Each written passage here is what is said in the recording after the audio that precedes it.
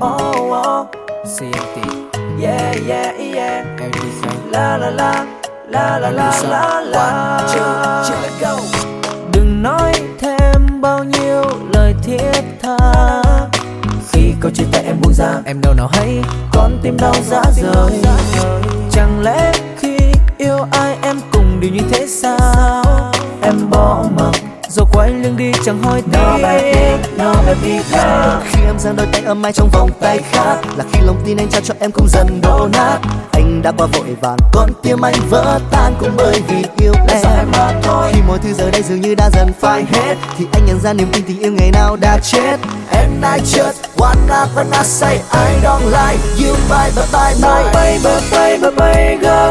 No baby, baby, baby girl. Niềm đau em mang đến cho anh sẽ không thể nào lấp đầy. No baby, baby, baby girl. No baby, baby, baby girl. Chỉ còn là dối trá.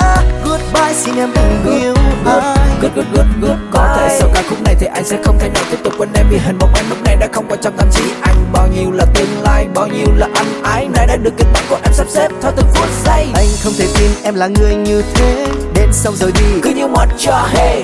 trong thâm tâm em từ lâu nay đã không còn yêu như lúc xưa. Đừng nói thêm bao nhiêu lời thiết tha. Khi câu chia tay em buông ra, Em đâu nào hay con tim đau rã rời. Chẳng lẽ khi yêu ai em cũng đều như thế sao? Em bỏ mặc rồi quay lưng đi chẳng hỏi tiếc. No baby girl. Khi em giang đôi tay ấm ái trong vòng tay khác, là khi lòng tin anh trao cho em cũng dần đổ nát. Anh đã qua vội vàng, con tim anh vỡ tan cũng bởi vì yêu em. Khi mọi thứ giờ đây dường như đã dần phai hết, thì anh nhận ra niềm tin tình yêu ngày nào đã chết. And I just wanna when I say I don't like you, bye bye bye No bye. baby, baby, baby girl. No baby, baby, baby girl. Niềm đau em mang đến cho anh sẽ không thể nào lấp đầy. No baby, baby, baby girl. No baby, baby, baby girl. Chỉ còn là dối trá. Goodbye, xin em đừng yêu anh. Goodbye. Khi một người đã thay đổi tính cách, Dù đúng hay sai cũng chẳng bao giờ nhận lỗi. cũng chẳng bao giờ nhận lỗi. Khi cảm giác tin nhau cũng nghĩ chỉ là giận dỗi, thì có niềm cao cũng chẳng làm được gì I đâu. don't like you, bye bye bye No bye. baby, baby girl. No baby, baby, baby girl. Niềm đau em mang đến cho anh sẽ không thể nào lấp đầy. No baby, baby, baby girl.